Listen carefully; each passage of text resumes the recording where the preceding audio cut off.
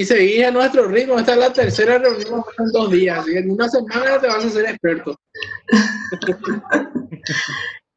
Bueno, ya está en curso la grabación.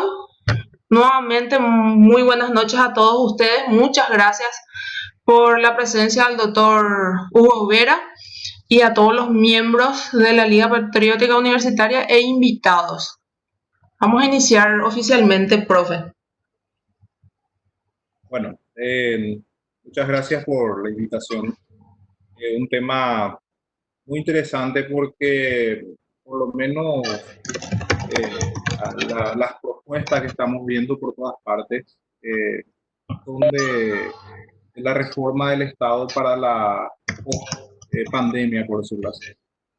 Por supuesto que esto es como una definición concurrente, como diríamos en retórica, que lo que es la reforma del Estado. Depende de quién lo defina. Para uno que tenga ideas liberales, reformar el Estado sería achicarlo o fortalecerlo en los aspectos donde cree que debería ser, como la justicia y la seguridad.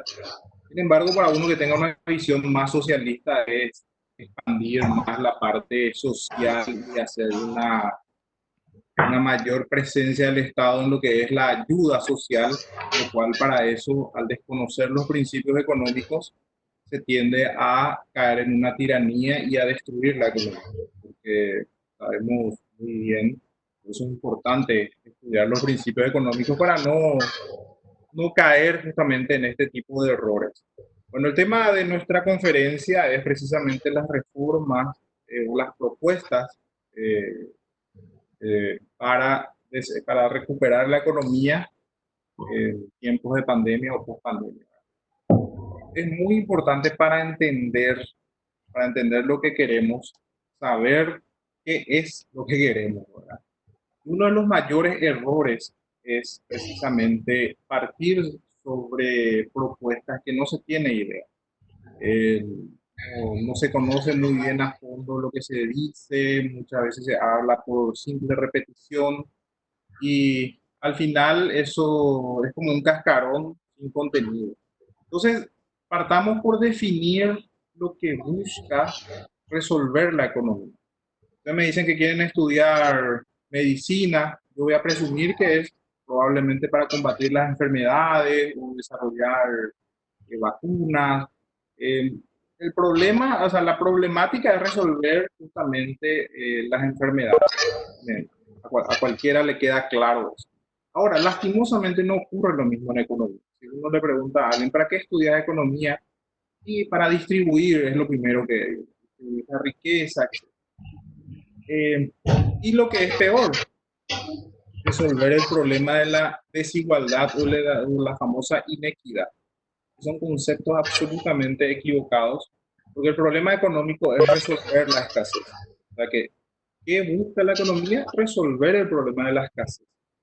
Entonces, no es resolver la desigualdad, no es resolver la inequidad. ¿Por qué siempre se habla de resolver la desigualdad? Y esto ya nos viene una influencia muy fuerte de la escuela griega. Bueno, griega le decían los romanos, eran los helenos, ¿verdad? Eh, ¿Cuál era la influencia para ellos? Prácticamente una gran influencia de muchos filósofos renombrados para nosotros también. La virtud era prácticamente una de sus mayores, digamos, valores, uno de sus mayores valores. Y dentro de esa virtud estaba la justicia. Por eso es que el propio Aristóteles mete estos conceptos, si bien Aristóteles es uno de los primeros que habla de la propiedad privada, eh, de que, en el sentido de que sí hay mucho acierto en él, pero también hay otros errores como la crematística, el tema del lucro, la condena al lucro, ¿verdad? Y también la justicia. De la justicia, hoy, eh, tanta es la influencia que lo consideraban como una virtud y hoy tenemos, por ejemplo, habrán escuchado el coeficiente de Gini, que es utilizado especialmente por el Banco Mundial, el FMI y otros organismos. ¿Qué hace el coeficiente de Gini? Mide la desigualdad, mide la pobreza. Usted aplica en Gini en Venezuela, va a salir que es muy igualitario. Si ustedes aplican en Gini en Suiza, van a encontrar que es muy desigualitario. La desigualdad no es sinónimo de pobreza. Esto hay que tener muy claro. Entonces nosotros mal podríamos combatir la desigualdad creyendo que eso va a traer un desarrollo económico. Entonces es muy importante partir del concepto adecuado. Entonces, ¿qué es lo que buscamos con la economía? Es resolver el problema de la escasez. ¿Y qué es lo que vamos a tener después de esta pandemia? Lógicamente, una gran escasez. Entonces, ¿cuáles son también las principales causas del problema económico? Por siglos creían también que era,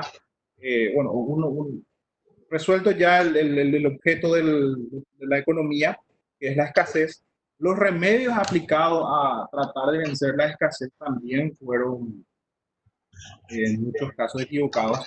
Tanto es así que tardaron un siglo para entender el comportamiento del mercado, el comportamiento de los precios, que es la cataláctica, bueno, la escuela austríaca le llama cataláctica, que es la teoría de los precios puros. O sea que eso pasó mucho tiempo para que se pudiera entender.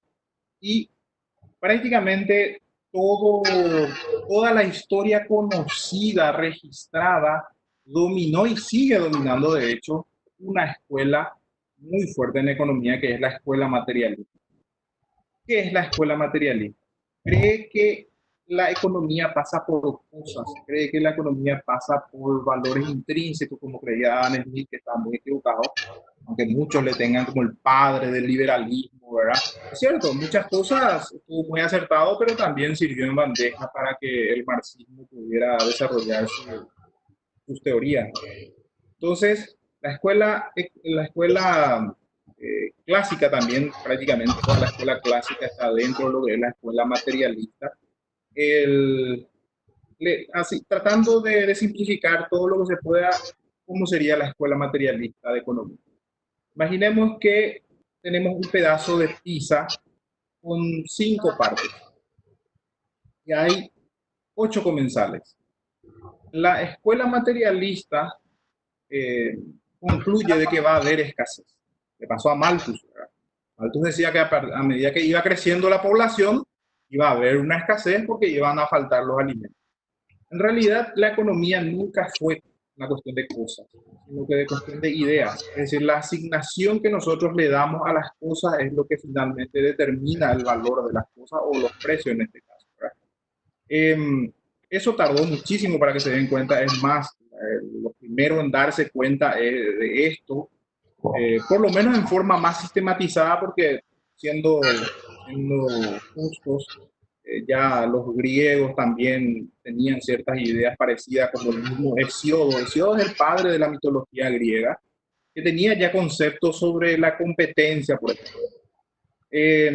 Pero fueron los escolásticos, la escuela escolástica del siglo de oro, los escolásticos tardíos, que era una escuela, un ala del catolicismo, que tenían muy claros los conceptos del objeto económico, que era subjetivo, no era objetivo, no era material. Decía que el precio de los trigos en las Indias no es el mismo que en Europa, por la cantidad de oro que vino desde las Indias, por América decían, ¿verdad? No es la misma, o sea, no es el mismo precio en España por la abundancia que hay, como lo sería en un país en donde escasea esos bienes, esos materiales, esos bienes preciosos, ¿verdad? Uno puede decir, ¿cómo puede valer poco el oro? Va a decir, y puede valer poco, porque es subjetivo. Y es lo que pasa hoy con el petróleo. De hecho, que la escuela de Roma, que es malthusiana, hizo una apuesta con Julio Simon, creo que era el nombre del economista, que hizo una apuesta y dijo que el petróleo, porque la escuela malthusiana decía que iba a escasear el petróleo, porque lo estábamos explotando y iba a haber una escasez. Y él decía, no solamente no va a escasear, sino que va a ser mucho más barato y va a haber mucho más abundancia. Y hoy tenemos que el precio del petróleo está a menos cero, que es por una sobreproducción, no puede parar la producción y sin embargo todos los vehículos que usan petróleo han parado y por eso el precio cayó, ¿verdad? Pero es coyuntural, eso es una fluctuación. Entonces, cerrando la idea de la pizza, los de la escuela materialista concluyen que va a haber escasez porque hay 8 personas y hay 5 pedazos de torta de pizza. Eso sería acertado si los comensales hubieran sido animales, perros, gente que no tiene ideas o innovaciones. En el caso de los seres humanos, no. En el caso de los seres humanos, lo más probable es que uno de ellos hubiera copiado la receta y multiplicado esa pizza. O sea, al notar que va a haber escasez, por lo menos la asignación va a ser diferente, o lo va a partir con menos, se va a rebuscar cómo copiar, etc. Lo que pasó, evidentemente, y lo que explica por qué Malthus se equivocó, a pesar de que cuando Malthus saca esa conclusión, la población no llegaba a 1.000 millones. Hoy tenemos 8.000 millones de habitantes en el mundo y no solamente no escasea el alimento, sino que hay como para alimentar a 4 o 5 veces más. El problema es una cuestión no sé si distribución es la palabra más feliz, pero una cuestión de producción en los países en donde no producen suficientes bienes. Es simplemente eso, porque aplican malas fórmulas, ¿verdad? Entonces, la economía pasa por una cuestión de ideas. Y el problema económico tiene otro componente muy importante, que es el derecho. La economía es una cuestión jurídica. Muchos van a decir, pero eso no es así. Realmente los tecnicistas o los tecnócratas creen que la economía no es así. ¿Quién descubre esto o quién aporta esto? Un economista llamado Douglas North, que le dan un premio Nobel precisamente porque él habla de la relación de las instituciones con el desarrollo de los países. Douglas North decía, le llamaba instituciones a las reglas. Decía que había dos tipos de instituciones, o dos tipos de reglas, ¿verdad? Las reglas artificiales o formales, como le decía él, que son las creadas por el hombre. O sea, que yo te doy con un parlamento o una institución que produce leyes, que es una institución formal. Y otra es una institución informal, que es la que se desarrolla por ensayo y error y por el paso del tiempo, que es la costumbre, la cultura, la tradición, etcétera. La conclusión es que los países que tienen mayor cantidad de instituciones formales son países que se estancan. Los países que tienen mayor cantidad de instituciones informales son los que se desarrollan. En términos sencillos, los que tienen mayor libertad económica. Cuando no hay libertad económica es cuando hay demasiadas burocracias. O sea que, simplificando, la burocracia es lo que atrasa a los países. O sea, las malas reglas y la cantidad de ellas por sobre todo. Entonces, ¿qué es lo que tenemos que hacer en Paraguay para desarrollar nuestro país?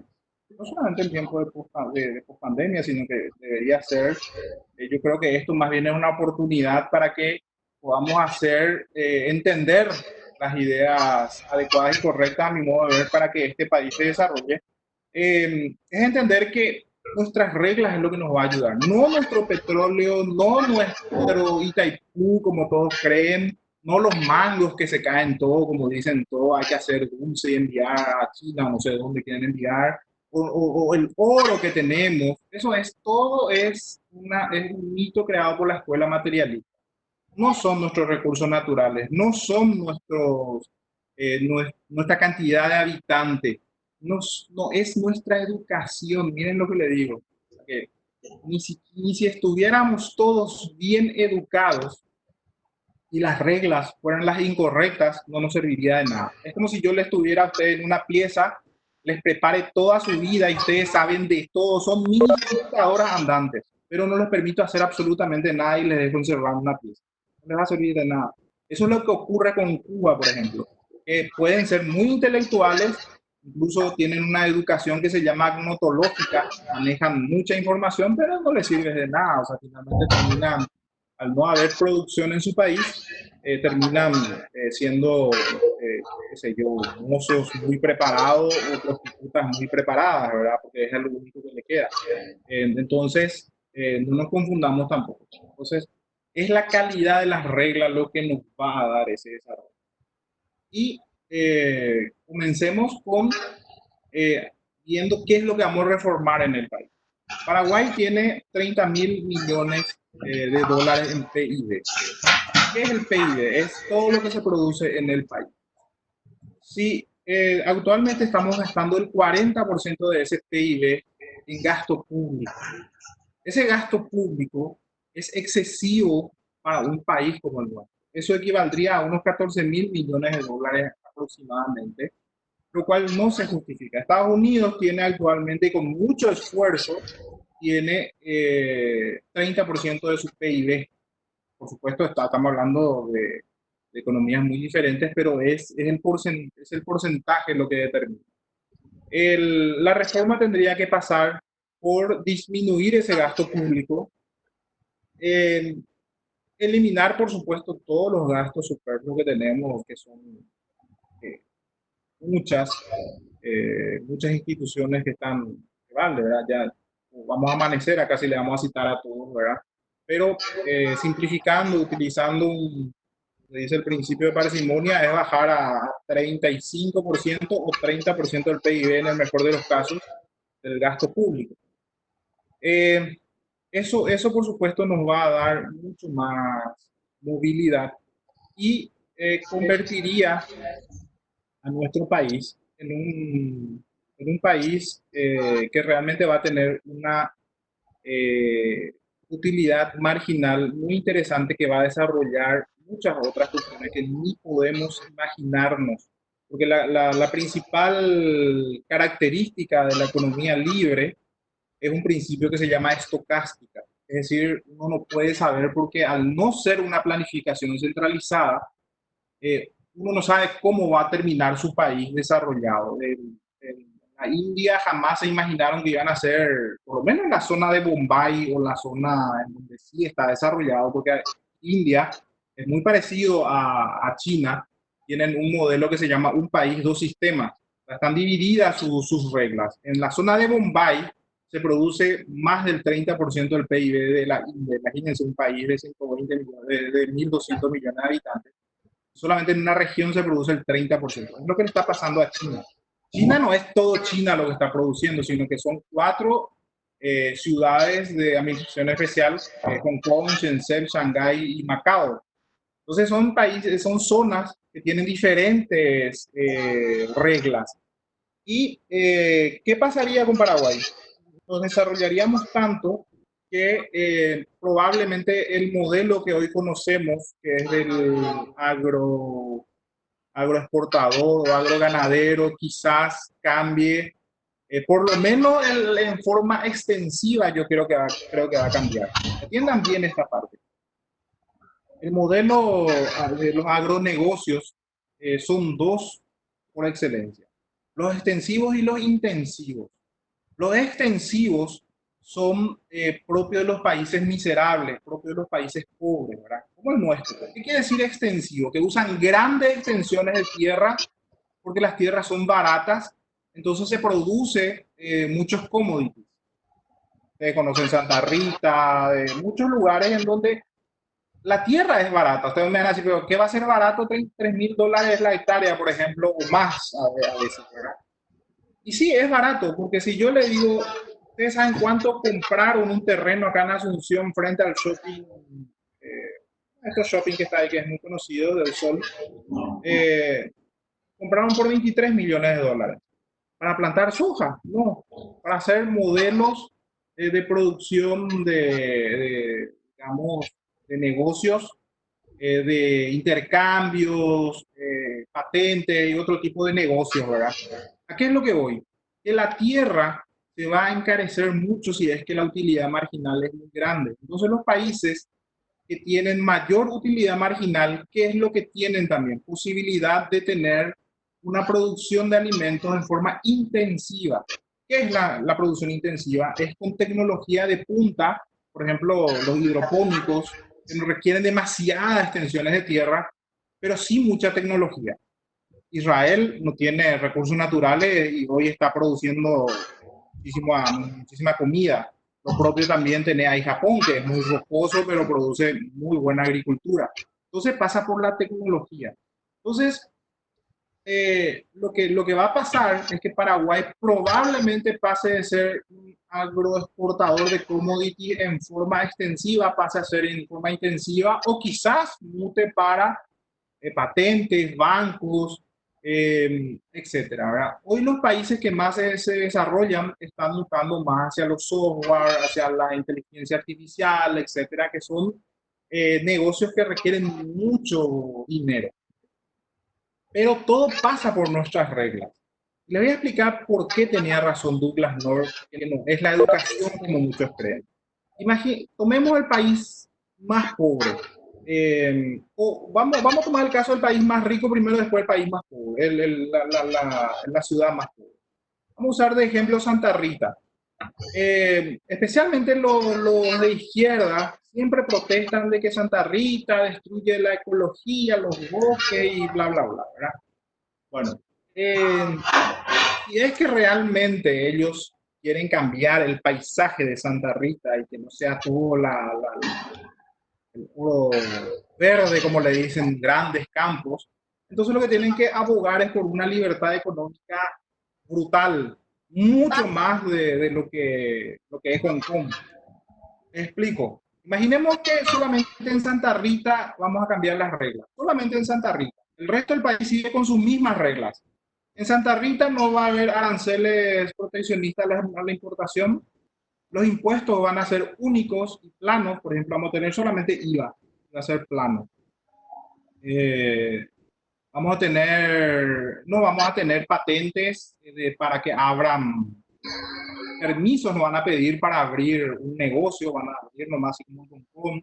No va a haber ley de lavado de dinero, o sea, solamente con que digamos, se suprima la ley de lavado de dinero, los grandes bancos del mundo, los suizos, todos van a venir ahí. O sea, la tierra de pasar a costar a 3.000 o 10.000 dólares.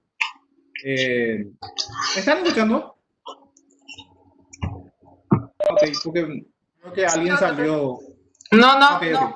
no, te estamos escuchando, todos están con sus micrófonos silenciados nomás. Ok, bueno, continúo entonces. Las tierras en Santa Rita de pasar a valer de 3.000 a 10.000 hectáreas van a pasar a costar mucho más de esos 23 millones que yo les dije que es un terreno normal para hacer un edificio, ¿verdad? Van a pasar a valer 100 millones de dólares también. ¿Por qué? Porque los negocios van a ser los financieros, porque las reglas van a ser ideal para negocios financieros. Por ejemplo, van a venir, no sé, los bancos suizos, como les dije, va a haber una especulación muy feroz solamente con las tierras. ¿Verdad? Y, por supuesto, cuando empieza a haber ese desarrollo, ustedes se imaginan, todos los productores de la región van a venir en Santa Rita, van a ir con todos sus capitales, van a guardar ahí. Porque no va a haber ese control excesivo que hoy te impone la ONU a través de sus brazos que son la GAFI y compañía, ¿verdad? Que lo que hacen es que los países vayan perdiendo soberanía porque lo que buscan es un monopolio centralizado del sistema financiero. O sea, todo tiene que pasar por la GAFI, ¿verdad? Entonces, sí, por supuesto estamos soñando. Esto es al solo efecto de graficar la importancia de las reglas frente a los recursos naturales, o sea, para darle la razón a la escuela subjetiva y no a la escuela materialista. Entonces, simplemente para que nos ubiquemos y entendamos de que son las reglas las que tienen que cambiar en este país y no educarnos más o no educarnos más, no quiero que me malinterpreten. Que el Estado no gaste más tanto en educación, porque Singapur, que siempre usan de ejemplo de educación, que gastan mucho en educación, Singapur fue bajando la inversión en educación. Primero a 4%, después bajó a 3% y ahora es 2.8%. Fue bajando, no es que fue subiendo. Por supuesto, en el 53, cuando empezó su libertad económica en Singapur, su PIB era prácticamente parecido al de Paraguay. Hoy ya 2% del PIB de Singapur, estamos hablando de, no sé, Lo que es nuestro PIB no es ni un barrio en Singapur. Es muy diferente ya a esta altura. Entonces, y al contrario, les dije, usemos otro modelo, por ejemplo, una ciudad muy pobre. El caso de, puede ser San Pedro o Antequera, en el departamento de San Pedro. Ahí también hagamos lo mismo, solamente ahí las reglas cambian totalmente. Vamos a darle por utis sideti, o sea, los que están ocupando las tierras le vamos a dar título de propiedad. Esa es una regla, por supuesto, de una ley. Se le da el título de propiedad, se hace desaparecer las leyes burocráticas financieras y una serie de cosas, sin gastar un peso en educación en ese lugar. Una vez que, y ahí estamos hablando de la posibilidad de que los propietarios, si saben especular con sus tierras, van a ser millonarios de la noche a la mañana porque sus propiedades van a valer muchísimo, ¿verdad? Probablemente los que les compren sean bancos o gente que desarrolla especialmente sistemas financieros, ¿verdad? Software, etc. Ahí mismo, sin necesidad de que el Estado gaste nada en educación, lo que va a hacer es que muchos oferentes de educación privada especialmente se agolpen ahí. O sea, la educación es como el agua, no necesita ser estimulado para que sea consumido. Sí o sí vamos a consumir educación. O sea, perdemos el tiempo desde el Estado tratando de diseñar una educación competitiva, de calidad, porque todo lo que hacemos es desviar hacia la corrupción, todo lo que hacemos es desviar hacia ingenieros sociales que planifican mallas curriculares y te meten lo que se les antoja. Si fuera un sistema mucho más libre, eh, los oferentes en materia de educación vas a tener todo. Entonces, es simplemente estos dos ejemplos para entender que la economía pasa por las reglas y no porque tengamos mucho dinero o porque nos presten 20.000 millones de dólares. Hoy sí es que nosotros vendemos Itaipú o concesionamos por 50.000 millones de dólares. Todo el mundo va a decir, oh, Paraguay va a salir de la pobreza. Lo más seguro que Paraguay al día siguiente es una dictadura. Es lo que decía un libro que para mí es tristemente célebre ya a esta altura, Jeffrey Sachs, pero en esto le doy la razón, la maldición de los recursos naturales. Si no hay reglas adecuadas, los países que tienen grandes recursos naturales terminan siendo un castigo, una maldición. Ahí tenés Sierra Leona, que tiene los yacimientos de diamantes incalculables, ni saben lo que es un papel higiénico. En Venezuela tienen petróleo como para proveer al mundo entero. Ahí está como están. Argentina tiene todos los microclimas que a ustedes se les ocurra. Ahí está como está. Entonces, la cuestión no pasa por recursos naturales valiosos o porque entre mucho dinero, como creía la escuela mercantilista en la Edad Media, o de Edad Media, en donde la acumulación de capital, de metales, supuestamente es lo que le iba a hacer desarrollar. Eso es propio de la escuela materialista, porque creen que pasa por las cosas. No es así. Pasa por las reglas. Entonces, entendiendo esto, ¿qué es lo que hay que hacer puntualmente en Paraguay?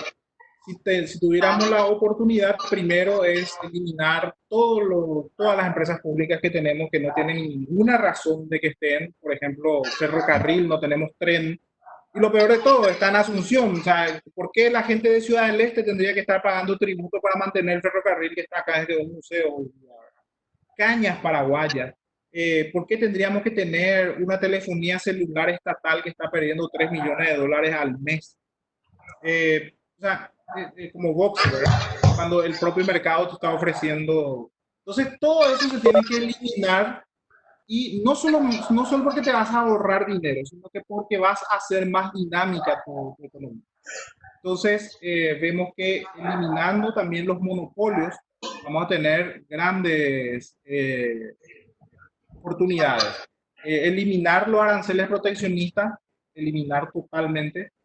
Esto va a hacer que Paraguay vea realmente en qué es lo que es bueno. Te van a decir, no, pero los chinos nos van a invadir, los brasileños, esto, aquello, ¿verdad? Lo más probable es que Paraguay en la primera etapa se convierta en un país triangulador. Elimina su arancel, arancel cero a la importación. Van a invadirnos todo tipo de mercaderías de todo el mundo, van a quebrar, es cierto, quebrar como empresa, no que sean más pobres los comerciantes. No sé si me explican, o sea, si me explico, son dos conceptos diferentes. Yo puedo quebrar mi empresa, pero no por eso me quedo pobre. O sea, que como empresa muere, no va más, porque ese modelo, por ejemplo, tenía un almacencito donde vendía Nokia 1100. O sea, que como voy a, sostenible, voy a quebrar en ese modelo y voy a dedicarme a vender seguramente Samsung o los modelos más desarrollados, ¿verdad? Eso es lo que va a pasar con muchos modelos de producción que hoy tenemos. Tomateros, muchos van a dejar de existir, es cierto. Vamos a ver el cadáver de muchísimas empresas, ¿verdad? Pero ¿qué es lo que va a haber? Un aluvión, una utilidad marginal tan grande que van a aparecer nuevos modelos. Abrir la frontera, ¿qué quiere decir? Que va a entrar dinero en nuestro país. Dinero ya sea en forma de dólares, ya sea en forma de oro, ya sea en forma de lo que se consuma. Por supuesto, nosotros no vamos a consumir todo lo que va a entrar acá y probablemente se triangule y se vaya. Hasta que se den cuenta que pagar fletes para traer a Paraguay es mucho más costoso y van a venir a poner aquí sus fábricas, porque vas a tener reglas mucho más flexibles. O sea que Paraguay puede tener una oportunidad de pasar a ser 30.000 millones de dólares de PIB, pasar a triplicar eso dependiendo qué tan flexibles son sus reglas. Si nosotros hacemos desaparecer el código laboral, hacemos desaparecer la ley de lavado de dinero, todo lo que yo le estoy diciendo es un escenario absolutamente ficticio e imposible, ¿verdad? Pero son ejemplos como para que nos grafique nada más que la cuestión económica pasa por las reglas. Entonces, ¿qué es lo que vamos a tener? El efecto de la utilidad marginal. Va a haber tanto dinero que si nosotros no producimos acá comida, vamos a hacer como hace Taiwán, vamos a importar nomás toda la comida que queramos, ¿verdad? Vamos a ser productores, no sabemos de qué, vamos a ser importadores, o sea, eso ya la gente lo va a decidir, porque algo que se demostró, y esto está demostrado muy bien por una obra de Ludwig von Mises que se llama La imposibilidad del cálculo económico en el socialismo, que la economía centralizada es imposible, porque un ente, o sea, un burócrata no puede tener toda la información que está en la sociedad. Yo no puedo saber lo que quiere alguien que está en San Alberto, no puedo saber desde un escritorio. Les voy a dar un ejemplo, el tema del sueldo mínimo. El sueldo mínimo ellos parten de un supuesto general, ¿verdad? Entonces, 2 millones es lo mínimo que necesita una familia para sobrevivir. ¿Cómo saben cuántos integrantes están en una familia? ¿Cómo saben? O sea, imposible es hacer ese cálculo. Lo hacen a grosso modo, ¿verdad? Y son cálculos que generalmente se equivocan. A ver, por ejemplo, yo le estoy pagando a mi vecino, le digo, 1 millón de guaraníes te voy a pagar. Vení, frítame empanada. Me dice, no, que pucha, la ley dice que me tenés que pagar 2 millones y algo. Y justamente mi amigo que está en el centro le dice, vení a trabajar conmigo y te voy a pagar los 2 millones. Nominalmente, mi amigo le va a pagar más a él, pero materialmente yo le voy a estar pagando más. ¿Qué quiere decir eso? Que él acepta trabajar en el centro por 2 millones de guaraníes frente a 1 millón mío. No se dio cuenta que va a pagar pasaje, va a tener que pagar comida, va a tener que trasladarse, finalmente su gasto es de 1,5 millones y 500.000 lo que va a ganar, pero nominalmente gana más. Ahora, mi vecino yo le ofrezco ganar menos y esta ecuación simple, o sea, este ejercicio simple no se puede en una economía centralizada porque el burócrata parte de la base de que eso es inmoral que yo le pague 1 millón. No sé si me están entendiendo el punto. O sea que pasa por una cuestión de que los burócratas no pueden saber las distintas relaciones que hay en una sociedad. Por eso es que la economía centralizada fracasa. No, es imposible, y esto está demostrado por los uniformes. Entonces, resumiendo, yo lo que estoy proponiendo, por supuesto, es una flexibilización de las reglas, todo lo que se pueda. Yo simplemente estoy explicando en un extremo muy extremo ya, para entender la diferencia.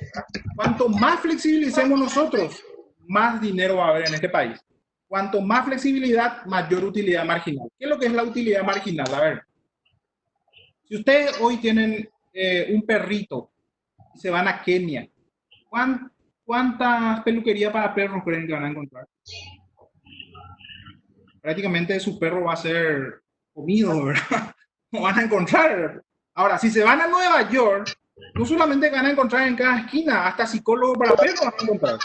¿Qué quiere decir eso? Que hay tanta utilidad marginal que aparecen servicios que ni no te podés imaginar, que no es posible en una economía reprimida, porque las economías reprimidas están salvando el día a día, están tratando de sobrevivir con lo básico, que es precisamente por falta de utilidad marginal, o sea, falta dinero.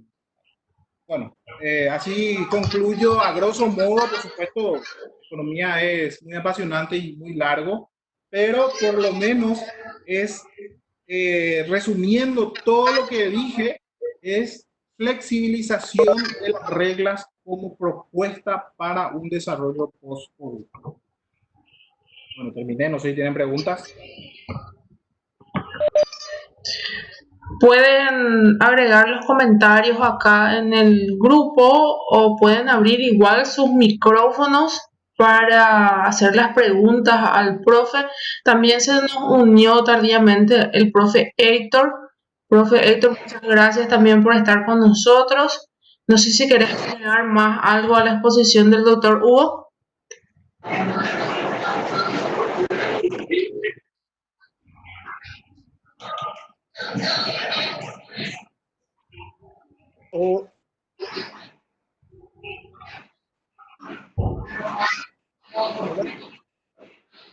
Se te escucha un poco despacio, ¿eh? Se me escucha despacio. Ahí te escuchamos. Básicamente,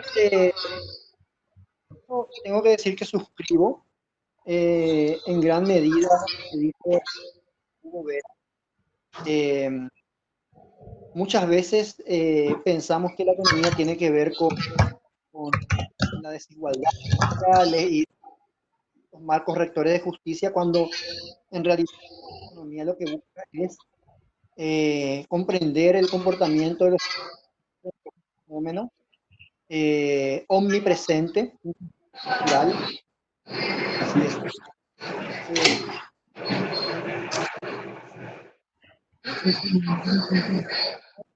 Tienen que estar dadas no necesariamente a lograr entre las partes.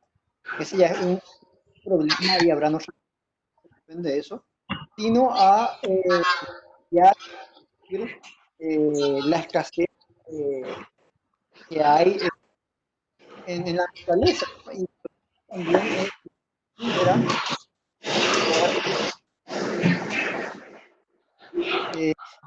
se me escucha bien, ¿verdad?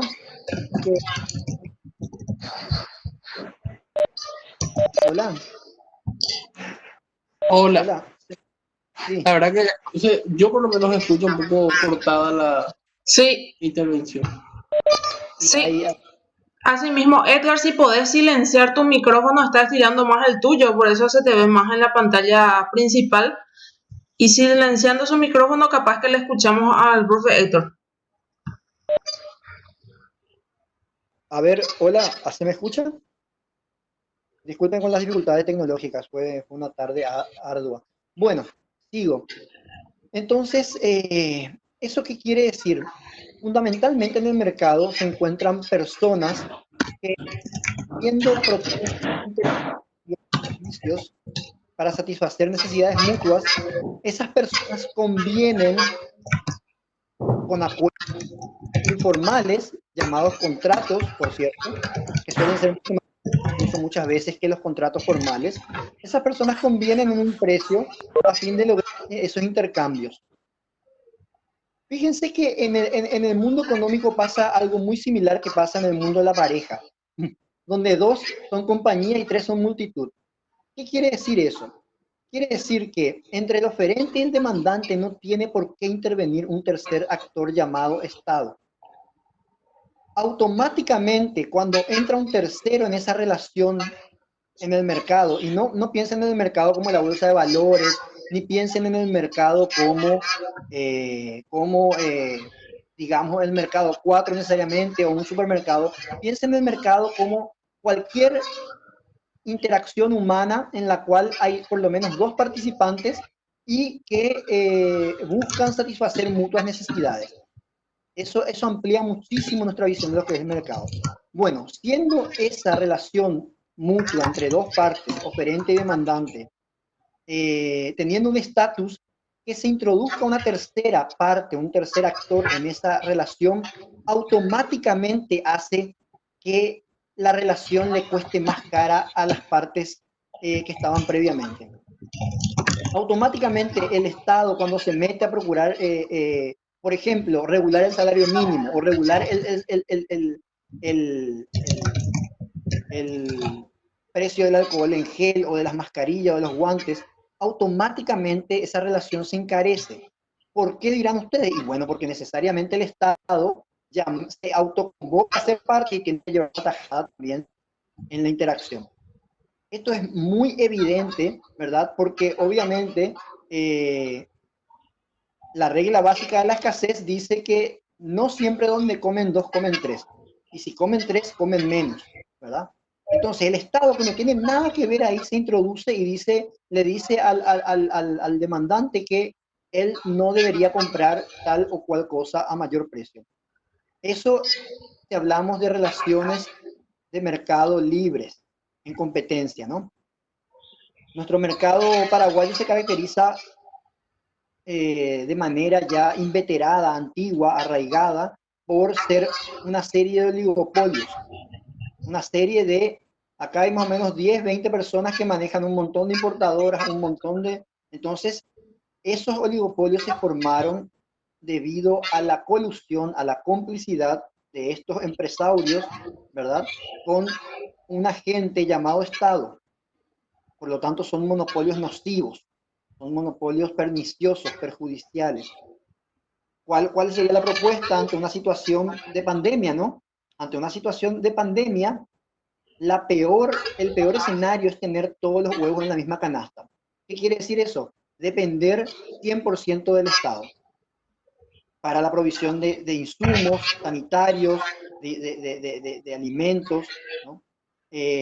Obviamente eso no pasa en nuestra economía 100%, porque una economía mixta, pero nos resta movilidad para actuar frente a las vicisitudes o a las complejidades que plantea una epidemia mundial.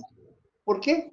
Por la misma y sencilla razón en la cual uno no pondría todos los huevos en la misma canasta, ¿no? En este momento, si el Estado fracasara, fracasamos todos, porque en gran medida lleva la gran parte de la carga frente a esta pandemia, ¿no? De lo que es la asistencia, la ayuda y los subsidios, un montón de facilidades que nos puede otorgar, ¿verdad? De beneficios, de ayudas. Entonces, la descentralización de la cooperación humana es fundamental para que esa cooperación pueda ser espontánea, pueda ser eficiente y efectiva. Si todos los huevos están puestos en la misma canasta, esa canasta se cae y perdemos todo. En las economías mixtas, obviamente, hay una parte que lo puede, digamos, satisfacer las empresas, ¿verdad? Pero cuando el Estado se empieza a regular, ahora hay un proyecto de ley para regular, por ejemplo, alimentos, ¿no? Lo que va a generar sencillamente es escasez, ¿no?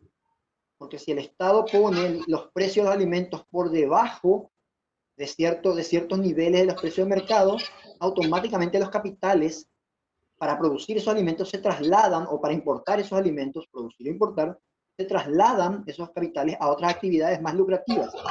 Entonces perdemos todo, ¿verdad? ¿Qué es lo que suele pasar con este tipo de intervenciones estatales? Suelen ingresar, se suelen meter por la ventana entre demandante y oferente y le dicen a uno y a otro lo que tienen que hacer, ¿no? Vos no podés vender el tomate por encima de este precio. Generalmente suele ser el precio que está por debajo del mercado, ¿no? ¿Qué pasa? Entonces, el que tiene el capital dice, no, voy a vendernos a otra cosa, o voy a traer otra cosa, voy a importar tecnología en vez de alimentos, y hay menos alimento para satisfacer nuestras necesidades básicas, ¿no? Entonces, siempre que el Estado intervenga, va a generar efectos contraproducentes, siempre. Es cierto que muchas veces no se pueden notar, ¿no?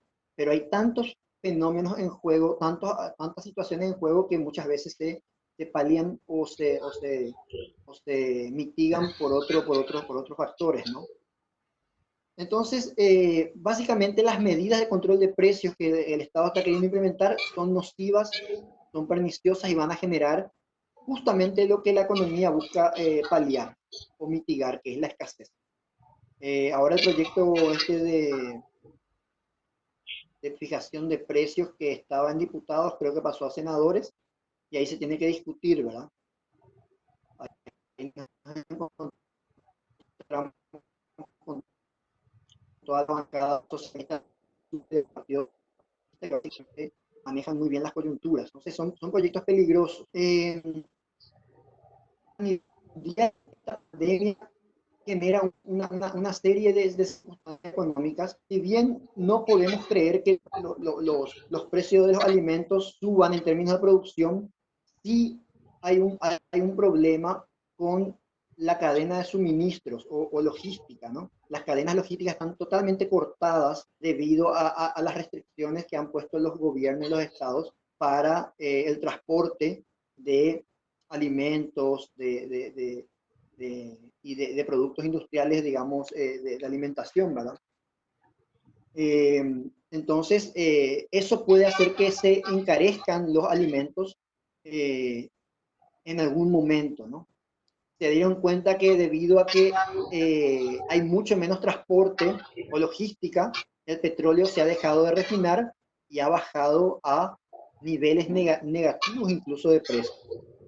Por primera vez en la historia conocida al menos, el petróleo, que es el elemento fundamental en base al cual se mueve la logística mundial, estamos hablando de buques, estamos hablando de aviones, estamos hablando de camiones transportadores por tierra, aire y mar, desciende a niveles negativos su precio, ¿no? Ahí uno se da cuenta en gran medida cómo los precios se fijan en función a las demandas de los consumidores. O sea, los precios finales del petróleo tienen que ver con el hecho de que las personas en general están moviéndose mucho menos y se están abasteciendo mucho menos los comercios finales o los lugares finales donde se acopia y luego se distribuyen los alimentos. Y todo eso está sucediendo, digamos, a nivel macro, lo cual hace que el precio del petróleo descienda, ¿verdad? A menos 20 y menos 40 incluso llegó en algún momento. Ahora está a menos 26 dólares por ahí. Entonces ahí nos damos cuenta de que no importa que tanto el Estado pueda intervenir, no va a poder contra las leyes naturales de la oferta y la demanda, y usualmente el remedio va a ser peor que la enfermedad. Más escasez, y no es que en esa escasez, más escasez en general, porque siempre hay grupitos coludidos, asociados con el Estado que van a sacarle ventaja a esto. Yo no digo que en esta pandemia todo el mundo vaya a ser perjudicado necesariamente, no. Los grupitos de poder que son los que introducen estas reglas perniciosas, de las cuales habló mucho el doctor Hugo, ¿no? Las reglas estas que tienen que ver con fijación de precios y un montón de cosas, van a salir siempre beneficiados. Usualmente son grupos que siempre están como buitres alrededor del poder. Ustedes quizás se preguntarán, ¿por qué esta gente que habla de economía habla al mismo tiempo de política, de leyes, de reglas, ¿no? Y les voy a responder lo siguiente.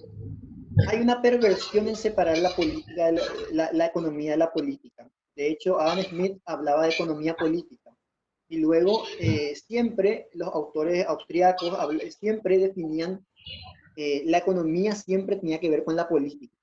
Cuando se separa la economía de la política, entonces hay una tragedia ahí, debido a que no se puede entender cuál es la relación que tienen las leyes con la economía. Y hay leyes que desincentivan absolutamente al capital, ¿no? Yo les preguntaría a ustedes, si ustedes tienen capital en su bolsillo en este momento, ¿en qué país invertirían? ¿Se irían a producir, por ejemplo, o a importar alimentos? ¿A Venezuela, que cambia sus reglas y sus leyes cada 10 días? ¿O irían a países como Estados Unidos, donde generalmente las leyes son fijas, suelen ser inmutables, no suelen cambiarse a menudo, ¿no? Cuando vos tenés capital, el peor escenario para invertir tu capital es un escenario de inestabilidad legislativa. O también lo que pasa acá, que hay demasiadas leyes, lo cual se llama hiperinflación legislativa. Entonces, claro, hay leyes que te pueden perjudicar, hay leyes que te pueden beneficiar y todo depende de qué tan amigo seas del poder político. Entonces, por eso es tan importante no divorciar la política y la economía y hablar siempre en términos de economía política, porque las reglas, como decía Douglas North, a quien le mencionó el doctor Hugo, las reglas son fundamentales, son fundantes. Por eso es que las reglas, cuanto menos formales sean, cuanto menos pasen por un senado donde hay intereses y más tengan que ver, digamos, con los procesos de interacción humana, sean informales, eso se puede ver en las reglas de cortesía, por ejemplo. Las reglas de cortesía están extendidísimas, si bien es cierto que hay salvedades y hay gente descortés, usualmente todos las cumplimos y el mundo por eso avanza bastante bien, ¿no? Entonces, en el mercado es lo mismo, automáticamente los oferente y demandante acuerdan y uno se puede dar cuenta de eso en las leyes de salario mínimo. Ustedes van a decir, ¿cómo? ¿No? Bueno, las leyes de salario mínimo que fijan precios del trabajo, del factor humano, de la mano de obra, son perniciosas porque dejan a un montón de personas que están semi-cualificadas y que su trabajo no llega al nivel que puso el Estado de salario mínimo, las dejan afuera o los dejan en el mercado negro. Y la propuesta sería, que me pareció genial lo que dijo el doctor Hugo, es derogar ese tipo de leyes. Te van a decir, pero ¿quién va a proteger al trabajador? Y bueno, en primera instancia los trabajadores no son idiotas, nadie es idiota. Hay que dejar de tratarle a la gente como mascota. Necesita siempre, digamos, la protección de un pater, de un ente paternalista, ¿no? Entonces, lo que hay que dejar es que eso esté fluctuante en términos de oferta y demanda, y incluso los salarios hoy en día podrían ser mayores. Y también hay que retirar todo ese tipo de leyes que, por ejemplo, hacen que despedir sea muy caro. O sea, si ustedes tienen capital y de pronto dicen, pucha, me quiero arriesgar en un negocio, porque fíjense que el que tiene capital se juega el cuello en un negocio. Usualmente el que tiene capital tiene que adelantar un montón de dinero para empezar a circular, mover un negocio, y recién a fin de año o a fin de 1 o 2 años puede ver el retorno. Pero antes de eso se jugó el cuello cada mes pagando salarios. Ahora, si ustedes son capitalistas y tienen capital, digamos son de otro país, ustedes vendrían a un país donde despedir a una persona es carísimo, porque los riesgos no se comparten en igual medida, ¿no? Si yo, por ejemplo, soy capitalista y este mes le va mal a mi negocio, yo sigo pagando salario igual. No porque le fue mal al negocio, ya no pago salario, pero yo voy perdiendo. Entonces, en algún momento, para poder dar cierre a una relación contractual laboral, yo tengo que estar pagando un montón de cargas sociales, como se le llama, indemnización, preaviso, y un montón de otras cosas. Y les habla alguien que trabajó en recursos humanos. Yo sencillamente, antes de jugarme y contratar personas, no contrato nomás.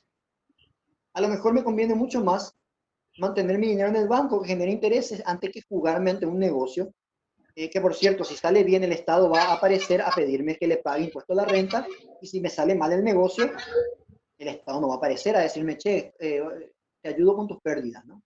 O sea, eso es tremendamente inmoral, ¿no? El Estado, por cada dólar que yo invierto, si yo gano $1, el Estado aparece y me quita un pedazo de ese dólar que gané. pero si yo perdí el dólar, me equivoqué en el cálculo o fui, digamos, arriesgado en la inversión, el Estado me aparece a decirme, che, perdiste un dólar, te doy medio dólar para compensar.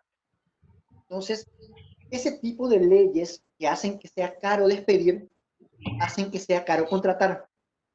Yo no sé si esto tiene lógica para ustedes, pero cuanto más caro es despedir a una persona, más caro es contratar, porque lo que genera son desincentivos para que el que tiene capital se juegue en contratar más gente, en introducir nuevos negocios. Y obviamente dice, no, espera, en vez de contratar 100 personas, voy a contratar 40, porque si me sale mal esto, después tengo que pagar las cargas sociales. Entonces, prefiero nomás contratar menos personas. Entonces, las leyes que introducen demasiadas cargas sociales para despedir, finalmente perjudican las contrataciones, las nuevas contrataciones, por lo tanto, hacen que disminuyan los empleos. Es tan lógico, pero hay que digerirlo, hay que amasarlo, hay que pensarlo para poder entender. Y lo otro son las leyes de lavado de dinero que mencionó el doctor Hugo, que a mí ese tema me parece apasionante. Y yo sé que a veces se salpica todo ese análisis a lo mejor con algo de moralina, ¿no? Pero yo les invito a hacer la siguiente reflexión. Y les hablo como cristiano también, por supuesto, ¿no? La pregunta es la siguiente. Si hay un traficante de armas de Colombia que debido a una serie de actos ilegales que hizo en Colombia, se forró de plata y tiene un montón de capital. Y él quiere venir a invertir acá para abrir empresas. Les planteo esa situación. Él tiene un montón de capital y quiere venir aquí a abrir empresas. Pero ahora hay una ley de lavado de dinero que dice que él, si trae la plata aquí, tiene que decir de dónde sacó ese dinero. Bueno, yo les digo, habría que eliminar esa ley. Si esa ley no existe, esa persona va a venir aquí, va a hacer construir un edificio, va a armar una empresa, va a contratar 2.000 personas para la empresa, para una multinacional, ¿no? Ustedes van a decir, no, pero ese dinero está sucio, ¿no? Bueno, ese tipo de análisis es el problema. La pregunta es, ¿qué tiene que ver la empresa que está abriendo aquí y que va a contratar auxiliares contables, que va a contratar barrenderos o personal de limpieza, ¿verdad? Y le va a pagar un sueldo acordado? ¿Qué tiene que ver eso necesariamente con las actividades inmorales que él haya hecho en Colombia? Yo diría que se le aprecie en Colombia, que se le juzgue, que se eche a la cárcel incluso, no hay problema. Pero no tiene nada que ver con la actividad honorable de abrir una empresa, por ejemplo, aquí de informática o de métodos tecnológicos. Ustedes van a decir, no, pero está lavando dinero de actividades de otro lado. Yo les voy a decir lo siguiente. Yo prefiero que ese dinero caiga sin que sea filtrado por políticos, caiga en abrir una empresa aquí, que contrate 2.000 personas, auxiliares contables, contadores, administradores, personal de limpieza, que esas personas van a trabajar de manera honesta y van a ganarse su salario cada día. Automáticamente ese tipo de actividad, más allá que haya sido viciosa en su inicio, el mercado limpia ese dinero. Porque yo no sé, digamos que está Juan Pérez, que es personal de limpieza de la empresa de este gran lavador de dinero colombiano.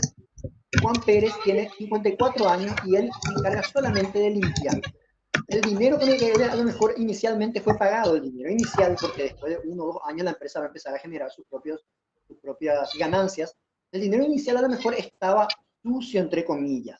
Ojo, sucio, entre comillas. Ese es el cuento que nos dicen los políticos para hacer estas leyes y con ellos después se quedan con la plata en gran medida. El dinero estaba sucio. Ahora, yo les pregunto, el dinero que se ganó este señor Juan, que los primeros 2 años provino de esa actividad ilícita que hizo este colombiano, traficante de armas, ¿ese dinero estaba sucio? Porque el señor Juan se fue todos los días a las 7 de la mañana hasta las 6 de la tarde para limpiar, una actividad honesta. Y con ese dinero él le pagó su facultad a su hija, que tiene 19 años, le paga medicina. El mecanismo del mercado automáticamente puede limpiar, entre comillas, ese dinero que algunos indican de inmoral. Y yo les cuento qué pasa en el caso contrario. Las leyes de lavado de dinero, lo que va a suceder es lo siguiente, como la que tenemos acá. Viene el colombiano traficante de armas y tiene que transar con los políticos de turno y darle a ellos un montón de dinero para poder abrir aquí su empresa. Entonces, al final, los que se benefician directamente son los políticos, que por cierto no son ningunos santos en general, ¿no? Pero el dinero no cae directamente a la gente, a ese señor Juan, por ejemplo, que era barrendero. o al contador de la empresa o al auxiliar contable, sino que se queda en gran medida filtrado entre los políticos que hacen estas leyes a su medida, porque ellos quieren estar en la puerta, ¿no? Viene un capitalista y dicen, a ver, ¿de dónde sacaste tu dinero? Y mira, yo estoy en el tráfico de armas. Bueno, si quieres establecer tu empresa acá, tenés que pagar unas coimas a todos. Así funcionan esas leyes de lavado de dinero. Al final, lo que hacen básicamente es que, bueno, dicen muchos, bueno, yo me retiro, me voy a otro lugar y en otro lugar puedo invertir el dinero, ¿verdad?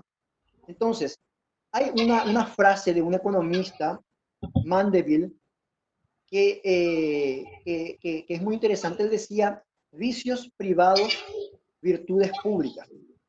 Entonces, yo sé que ese dinero inicial, los primeros 2 años, a lo mejor provino de una actividad ilícita o viciosa, pero automáticamente el mercado, de alguna forma, si quieren verlo, lava ese dinero y hace que se convierta en virtudes sociales, porque el señor Juan Barrendero no tenía nada que ver con las actividades ilícitas colombianas, pero él generó un beneficio social, le pagó la facultad de medicina a su hija durante los 5 años, después trabajó para darle comer a su familia, ¿sí? ¿Qué hubiera pasado en el caso contrario? Bueno, los políticos se quedan con gran parte de ese capital. Entonces, esas leyes de lavado de dinero son para que se enriquezcan los políticos. Yo prefiero que no existan y que el capital descienda directamente a la gente y que ahí, digamos, el mecanismo de mercado pueda mejorar la vida de todos, ¿verdad? Y bueno, si se la apresa al colombiano, yo no tengo drama, ¿no? Él en su país o en la Interpol que la aprese, ¿no? Eso ya es un tema aparte. Pero no es que la plata está sucia, hay que atender esos conceptos, porque a veces con esos conceptos los políticos hacen leyes para que ellos se queden con la gran parte del capital. Bueno, no sé si sirve ese aporte. Podemos entrar a lo mejor al debate o a las consultas.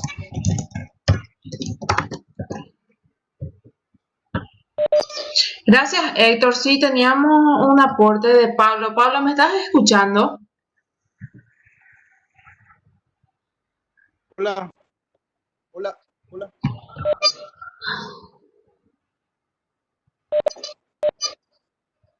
Pablo, ¿puedes probar otra vez tu micrófono? Hola, acá estoy. No, metele nomás.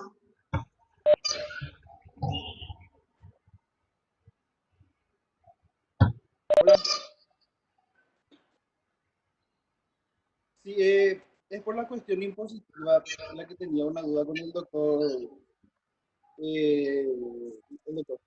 Nelson. Sí, Por cierto, quería mencionar nomás que soy amigo de Marcelo Paniagua. Y qué bueno. es por una cuestión del estatismo.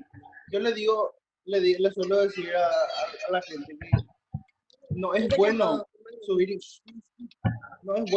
impuestos, y en una crisis como la que tenemos no hay que hacerlo tampoco por el momento. Es sobre más por el tabaco, por la soja.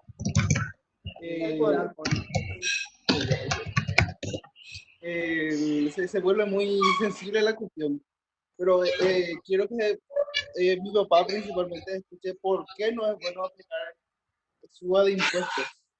Bueno, y la soja, sí. Porque atacan mucho a la soja. Eso Bien. es todo. Ok. Primero que nada, los impuestos no es que vienen o sea, nosotros, nuestra visión simplista, cuando se está cobrando el impuesto, creemos que se le está cobrando al sojero. Decimos que a él le vamos a perjudicar porque muchas de estas leyes son o por maldad o porque efectivamente creen que el que gana más tiene que pagar más, lo cual es una falacia en la forma en que plantea.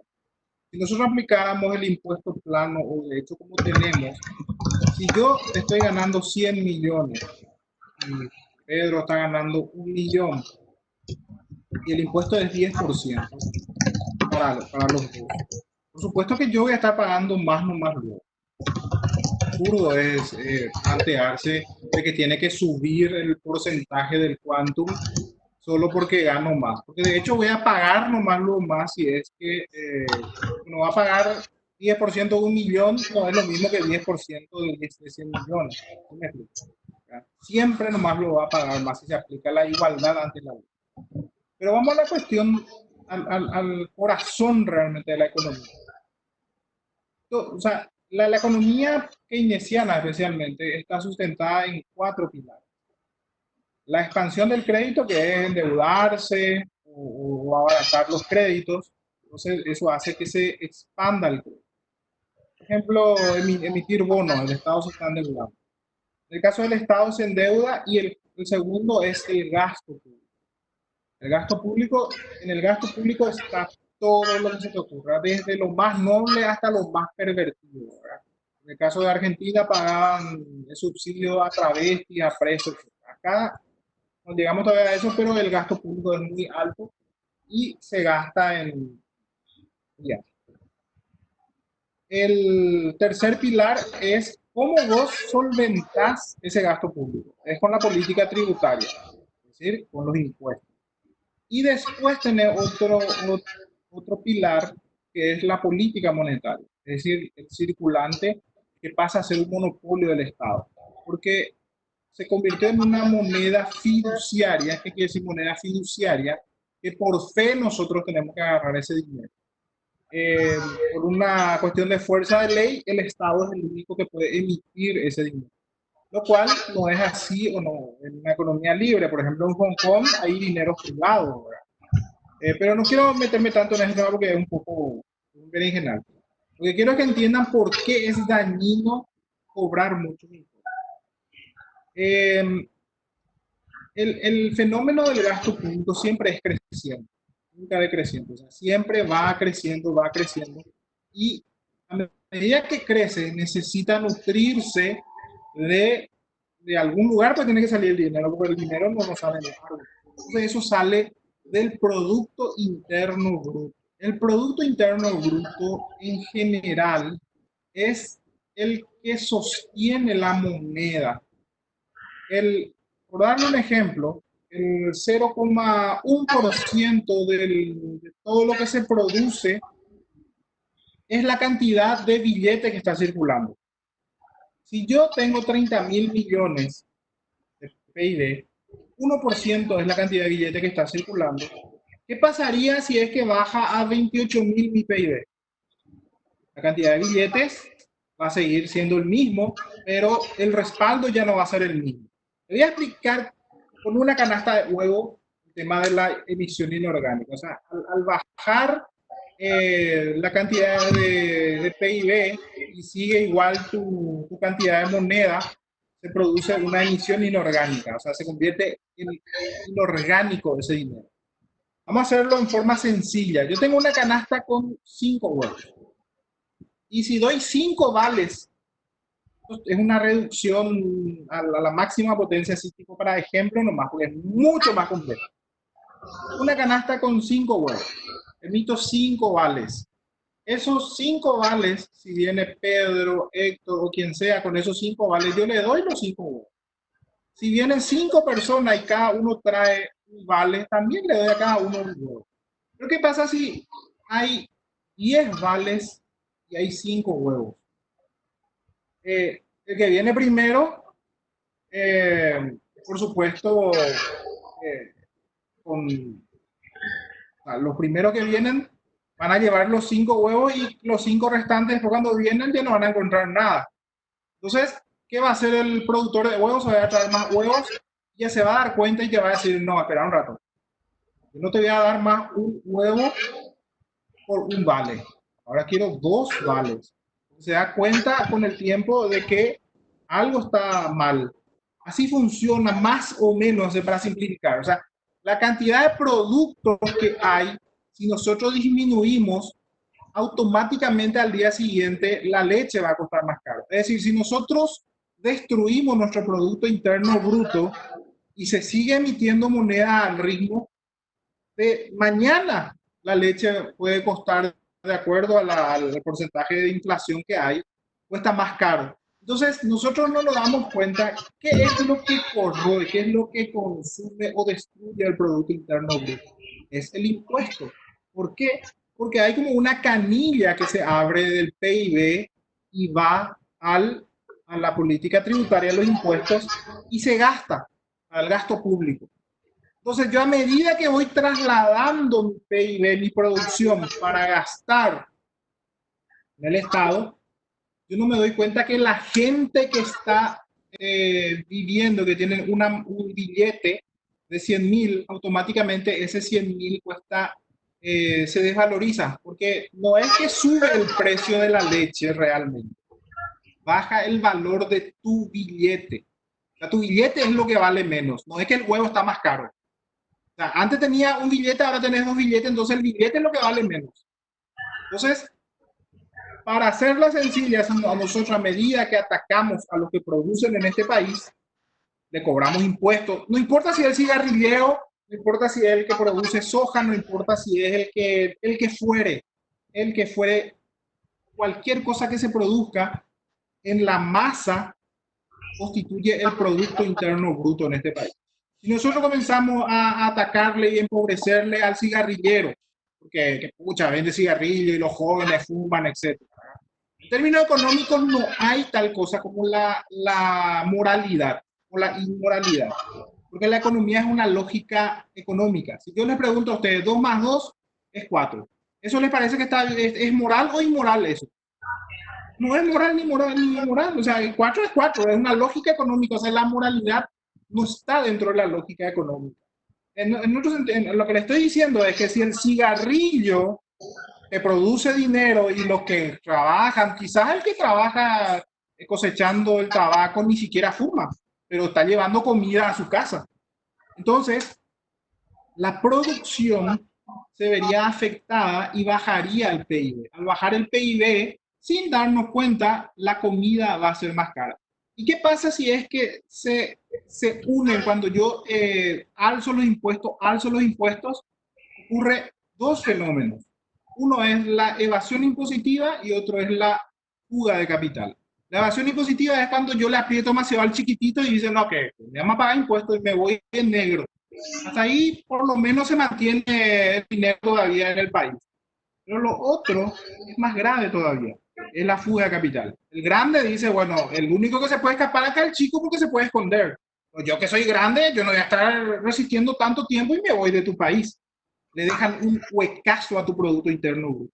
Entonces, nosotros en afán de gastar en todo lo que se gasta, ya saben, todo lo que se malgasta también, destruimos nuestros sistemas, nuestras unidades de producción y no nos damos cuenta que nosotros terminamos pagando más caro nuestro plato de comida por pagar más impuestos. O sea, no es solamente que nosotros estamos pagando más impuestos de nuestro bolsillo.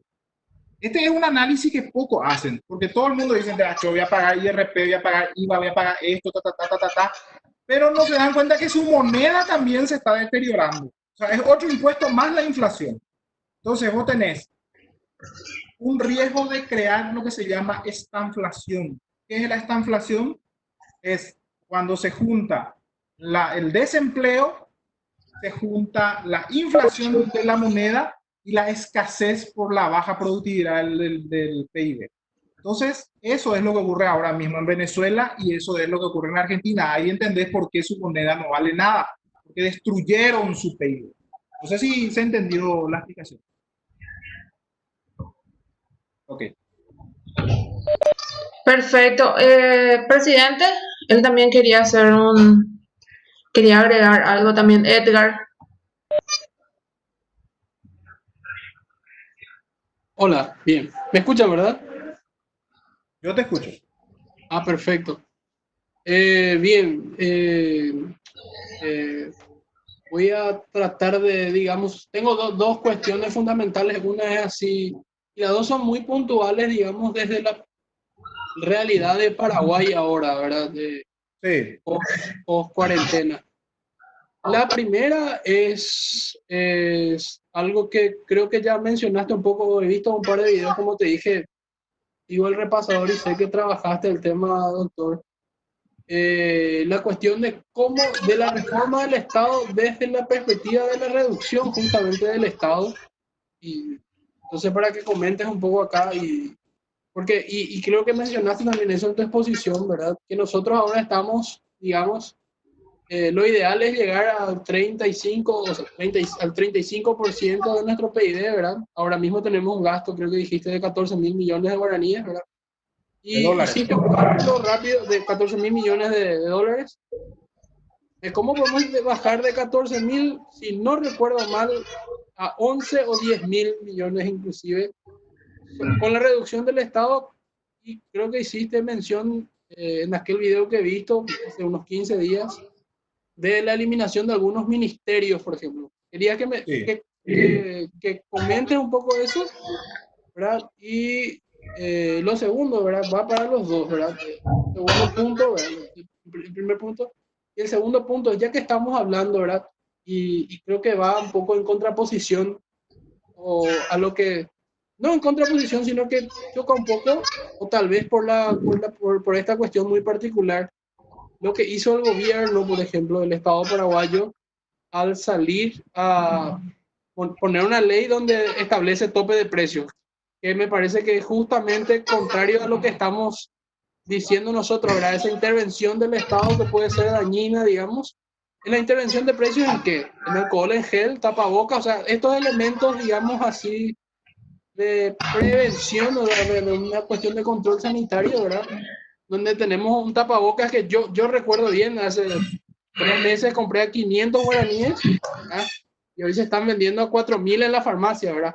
O sea, si eso realmente es bueno, ¿verdad? Que el Estado intervenga en casos así como de emergencia, y eso es bueno, o cuál es cómo debemos tomar eso, ¿verdad? Porque subió, digamos, un 800% y el precio del Sí, bueno, tapabocas más barato. te entiendo perfectamente. Con relación al primero, la lógica es justamente teniendo en cuenta de que el gasto público es lo que genera mayor absorción al PIB. Mantener el estado que tenemos es costoso, porque eso sale de los impuestos, y como expliqué, es como una canilla abierta y que va saliendo desde la producción del Producto Interno Bruto, que lo componemos todos nosotros. Lo que producimos algo en este país, bienes y servicios, es lo que mantiene ese estado. Entonces, a grosso modo, para bajar a 10.000 millones de dólares es bajar del 41% al 10%, o sea, bajar 11% de eh, perdón, bajar drásticamente eh, nuestro PIB, nuestro gasto público, ¿verdad? Bajar del 14 al 10, eh, perdón, bajar de 14.000 millones a 10.000 millones. Es mucho, ¿verdad? Eso equivaldría a eliminar correo, eliminar ferrocarril, una serie de cosas, pero que el Estado sea chico en términos de gastos no es suficiente para el desarrollo de la economía. Porque si yo tengo un Estado pequeño y mantengo todas las restricciones, igual me voy a desarrollar. Yo tengo que achicar el Estado, aplicar el modelo de Laffer, que es el sistema de Laffer. ¿Por qué funciona tanto? Porque Laffer sostenía que cuanto menos pagamos impuestos, más recauda el Estado. ¿Por qué? Porque al simplificarse el tributo, más empresas aparecen.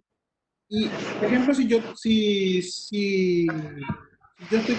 estoy pagando un impuesto muy caro y también muy burocrático, yo prefiero pagarle al funcionario corrupto, porque nadie se escapa en este país de pagar impuestos. O sea que o soborno al funcionario corrupto o le pago al Estado.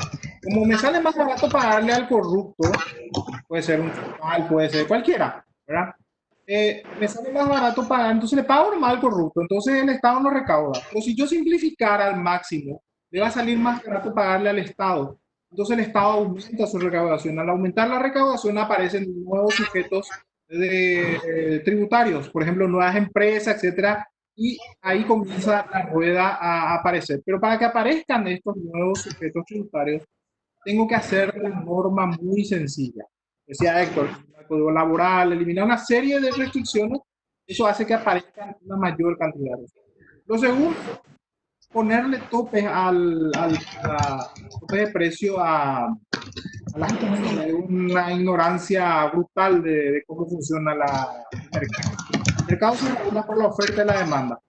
Hoy puede costar muy caro porque repentinamente todos salimos a comprar los tapabocas. Entonces, por supuesto, eso, como una estampida, eso hizo que escaseara y aumentara drásticamente. Ahora, nosotros podemos evitar eso con una ley de tope de precios. Lo que vamos a hacer es agravar la situación. Es como que tiráramos alcohol al fuego. Si nosotros lo que queremos es que se abaraten que facilitar la producción para que haya más demanda perdón, más oferta, porque la demanda creció. Entonces, y eso el mercado solito lo hace. Ustedes ven ahora que hasta el que vendía chipa está haciendo tapabocas, ¿verdad?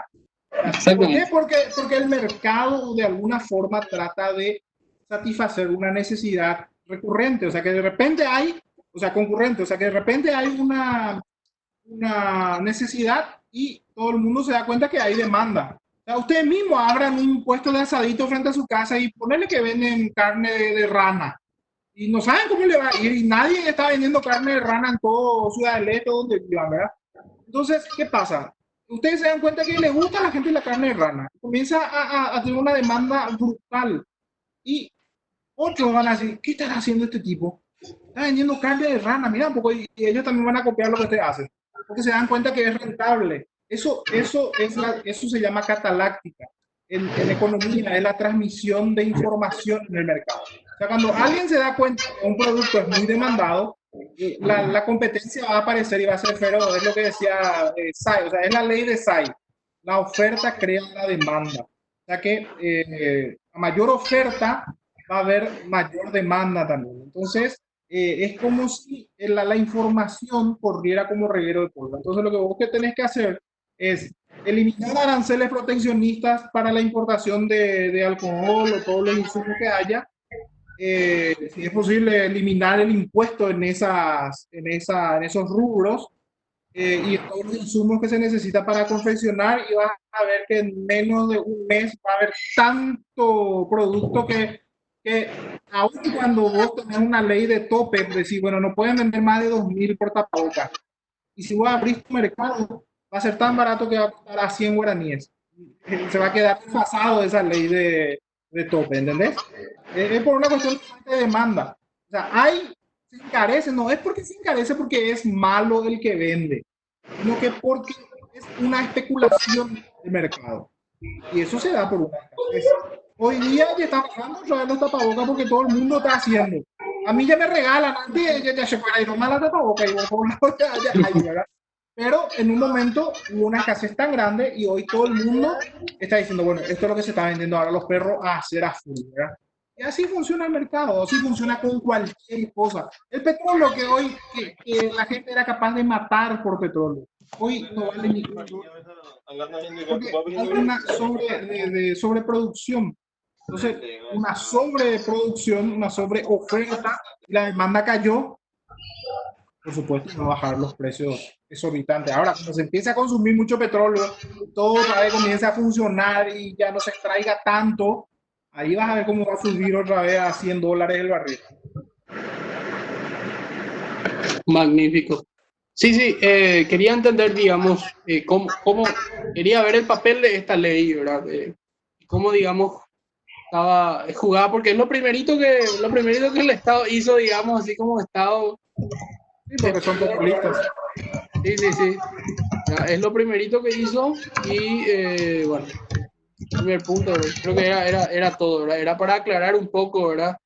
Inclusive en tu ponencia he visto que pusiste eliminar el Ministerio de la Mujer, ¿verdad? Todos en este grupo soñamos con que algún día pase eso, vamos a ver, ¿verdad? No, si vamos al caso, tenemos que eliminar el Ministerio de la Juventud, la Secretaría de Anticorrupción, el Ministerio de Industria y Comercio, el Ministerio de Agricultura. O sea, son ministerios que se crearon dentro de un idealismo platónico, ¿verdad? Entonces, el Ministerio de Agricultura, ¿qué es lo que hace?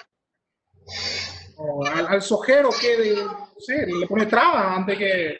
El sojero no necesita de ningún burócrata del Ministerio de Agricultura para producir soja. Absolutamente no es necesario. Absolutamente. Brillante. Era todo, doctor. Gracias.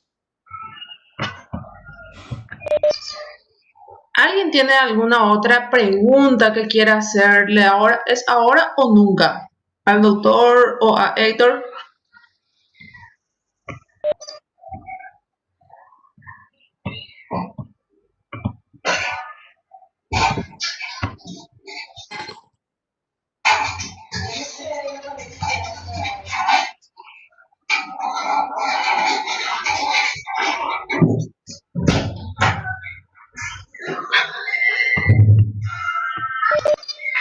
Bueno, parece que terminaron las preguntas.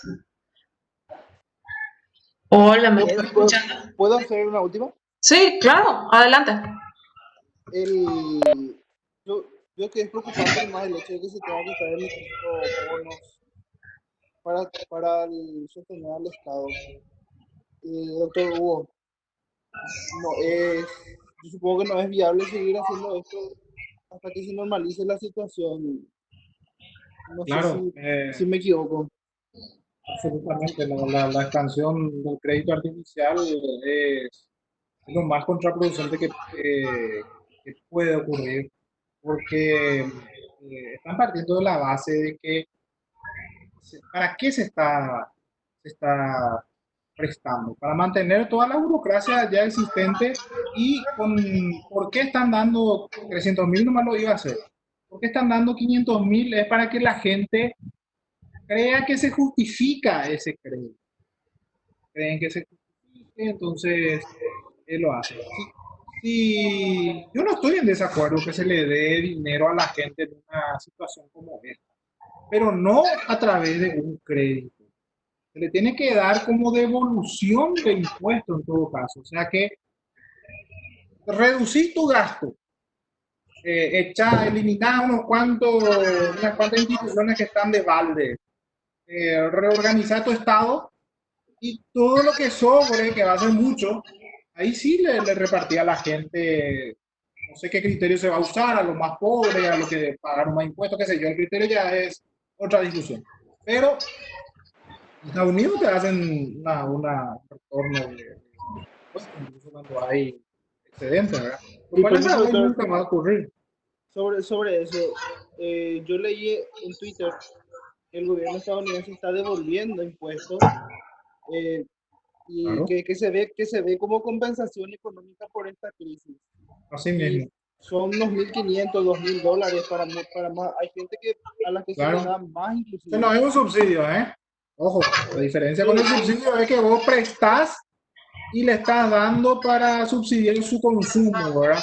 Que es absolutamente contraproducente porque lo vas a pagar a precios exorbitantes con tu propio dinero otra vez.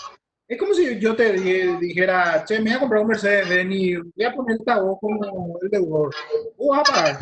Pues yo voy a disfrutar del Mercedes-Benz, feliz y te va a venir a vos la cuenta. Espectacular, ¿verdad? Espectacular eso, el cambio del modelo que debería ser lo ideal y lo adecuado, lo moral, lo justo, como quiera decirlo, es precisamente reducir el gasto superfluo que tenemos y eso que se le dé a la gente, la devolución porque son costos fundidos finalmente, que el Estado ya lo cobró o ya está en la ley.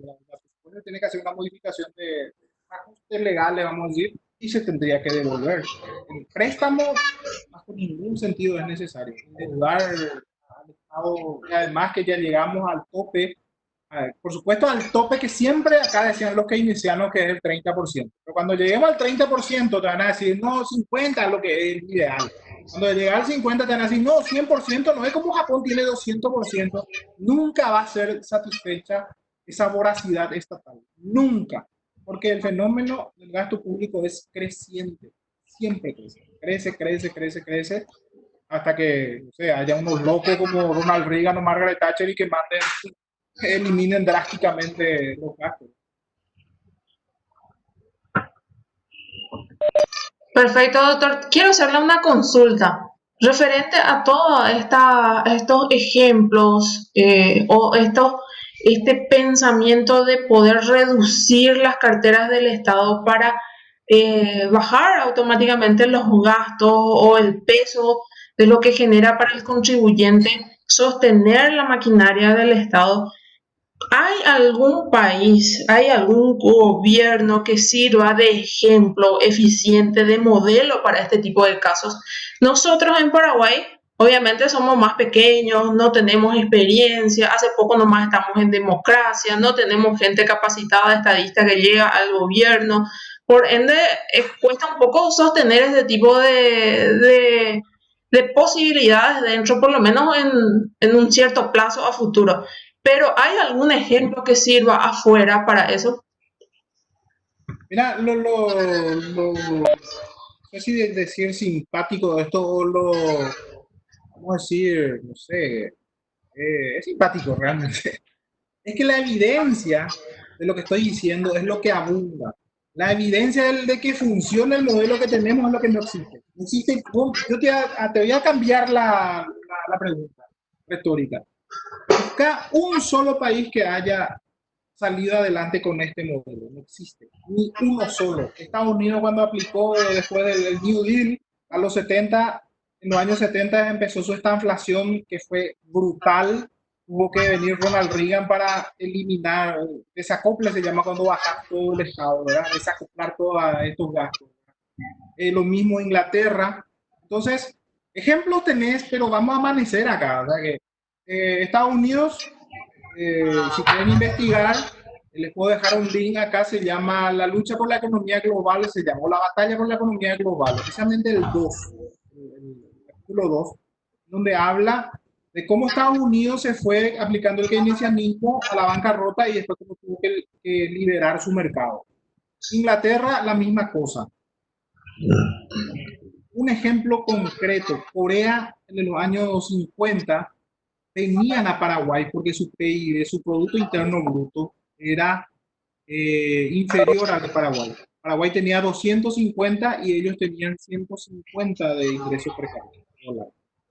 Hoy Paraguay tiene $5.000 per cápita, $4.000 a $5.000, frente a Corea del Sur, que si mal no recuerdo está entre los 40 y $60.000 per cápita. ¿Qué hicieron los coreanos? O sea, ¿cómo es que los coreanos antes venían acá y venían a vendernos camperas? Y se crearon comunidades coreanas, etcétera. Hoy vean el sur para que te venga a Paraguay, no sé lo que tiene que pasar, ¿verdad? Por lo menos en inversión sí pueden dar plata, pero para que vengan acá corriendo de su país ya no se va a dar. Eso tenés Singapur, Corea del Sur, Singapur en el año 53 se autorregaló a Malasia. Ustedes saben lo que es autorregalarse y los malayos le hayan dicho no les queremos. Imagínense que nosotros no aguantamos más, está colapsada la economía de Paraguay, no vamos a decirle a los brasileños, absórbanos por favor porque nos morimos de hambre. Los brasileños negan, no, váyanse a su casa. O los argentinos, lo que quieran, ¿verdad? Eso pasó con Singapur. Entonces se vieron en la necesidad, como ahora, las crisis también son una oportunidad, tuvieron que reformar todas sus leyes. Bola es que gastaron mucho en la educación, bola es que le mataron a todos los corruptos, eso es mentira. Habrán hecho también eso, ¿verdad? Pero no fue por eso que se desarrolló.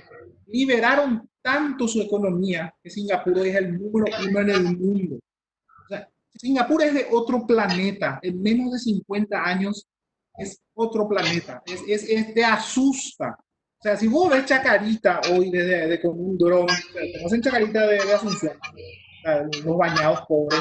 Si vos ves con un dron desde arriba, Chacarita en Londres frente a lo que era Singapur en ese tiempo. Y están los antes y después. O sea que evidencia de lo que yo estoy diciendo, lo que estamos hablando acá, de que las reglas es lo que hacen la diferencia, tenés muchísimo. Les recomiendo que sigan el índice de libertad económica, así pueden buscar en Google, pueden buscar el de Heritage, pueden buscar el de... no recuerdo otro que hace, creo que hay un que es canadiense, no recuerdo el nombre, pero esos son índice de libertad económica y van a ver quién está primerito. Singapur, después está Hong Kong, que no es un país, pero es una región, ¿verdad? También está Suiza, Nueva Zelanda, países africanos, fíjense, la isla de Mauricio. Hay muchos países que son muy libres, ¿verdad? Ahí van a ver la lista. Se van a dar cuenta que casualmente los más libres también son los más ricos.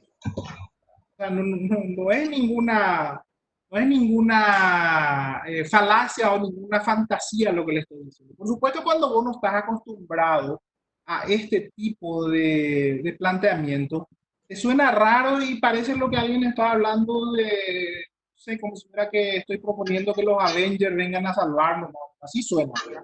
Muy fantástico todo lo que está diciendo. O sea, ¿cómo nosotros podemos compararnos con Suiza? Dicen otros, ¿verdad? Porque dicen porque es famoso la mediterraneidad, es lo que nos condena. Mentira. Suiza, Holanda creo que es mediterráneo. O sea, aunque seas mediterráneo, tus reglas te van a salvar. Esos son los ejemplos que puedo dar, ¿verdad?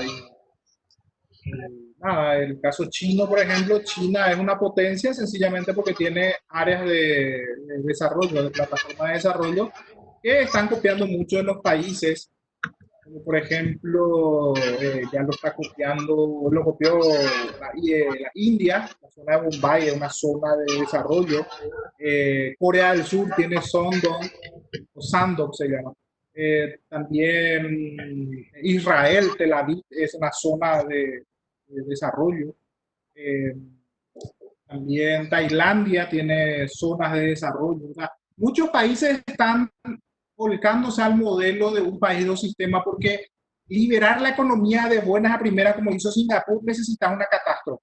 Quizás ahora, porque estamos en una pandemia, sea más propicia, pero en tiempos normales es muy difícil liberar tu economía porque la gente pues está cómoda, es como la ranita que está en el agua caliente, en el agua tibia, está cómoda, pero le estás cocinando lentamente, ¿verdad? Pero cuando hay crisis económica, también es oportunidad para hacer reformas. Entonces, Singapur, todo eso se reformaron. Singapur se reformó porque ya se iban a morir, no le quedaba otra. Si ellos tenían una economía parecida a la nuestra, Singapur, hoy hubiera sido igual los más pobres que nosotros. Iban a estar contentos y cómodos en su zona. O sea que esa es lastimosamente, esa es la circunstancia en donde se hacen estas reformas. Porque Inglaterra, cuando ya iba a colapsar, tuvo que hacer una reforma económica. Estados Unidos, la misma cosa. Corea del Sur, la misma cosa. Lastimosamente, las crisis es lo que nos hacen ver que hay otro camino, ¿verdad? Perfecto, doctor. Muchas gracias. No sé si a alguien le quedó alguna pregunta para que podamos ir cerrando. Yo le quiero agradecer personalmente en nombre de la liga también. Luego le voy a dejar las palabras finales a nuestro presidente, de que se haya tomado el tiempo, el trabajo también a Heitor por haber hecho el vínculo a este encuentro. Y de seguro nos va a servir muchísimo. Es el tercer encuentro que estamos haciendo dentro de estas entregas modulares que vamos a ir siguiendo, así como le comenté anteriormente. Muchas gracias, doctor, y le dejo a Edgar para que cierre nuestro evento del día. Les voy a recomendar también antes de cerrar, este es un libro muy chiquitito, no sé si se ve, muy recomendable. Ahí se llama La economía en una lección de Henry Hazlitt. Siempre les recomiendo a todos los que puedan esto. Y por supuesto pueden encontrar libros de Ayn Rand, también habla mucho de economía. Este es el que ahora mismo les recomiendo. Si pueden encontrar En defensa del capitalismo global de Johan Norberg. Este incluso tiene un documental en YouTube. En defensa del capitalismo global, Johan Norberg hace el documental en base a este libro. Hay datos muy interesantes acá. Bueno, eso es todo. Bien, bien. Creo que nadie tiene preguntas. Nosotros, bueno, por las conversaciones, me parece que en general estamos de acuerdo con esa idea de achicar la presión del Estado y más todavía como nosotros solemos decir acá en el grupo con esta muestra gratis de comunismo que estamos teniendo en estos días, ¿verdad? De un montón de cosas por cuestiones opinables o por supuesto, pero pero que estamos sintiendo en carne propia esa falta de libertad, ¿verdad? Le quiero agradecer a todos bueno, la disposición para conectarse, para asistir acá, a Pedro,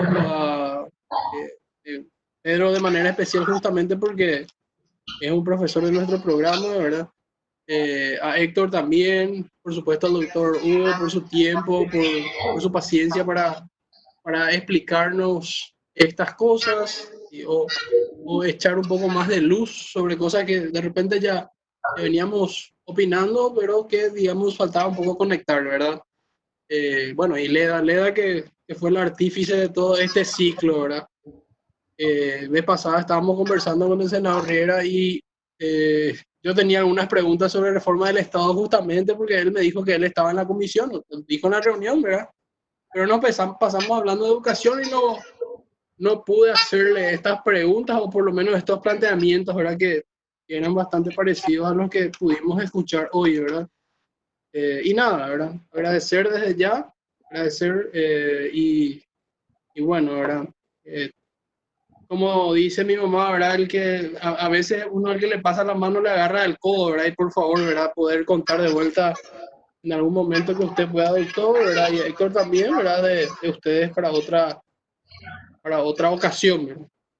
Por lo menos en Parte, este mucho sistema. gusto, es una pasión para mí, así es que digo, siempre, yo sé que Héctor también, ¿verdad?